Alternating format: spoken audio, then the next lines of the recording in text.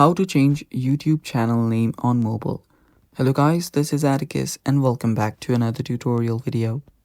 In today's video, I'll teach you guys how you can change your YouTube channel name on your mobile. So before we begin with that, if you guys are new to our channel, head down below and hit the subscribe button so you don't miss out on our future videos.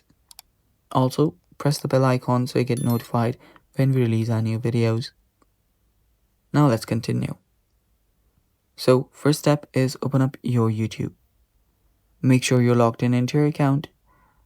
Then head over to the bottom right corner on your profile. After you're here, you can then tap on view channel option on your username. So right here, tap on view channel, and from here you can see your channel. Now what you'll need to do is tap on the pencil icon that is right beside manage video, and you should be on your channel settings. Now to change your channel name, tap on the pencil icon right beside your name and change the channel name.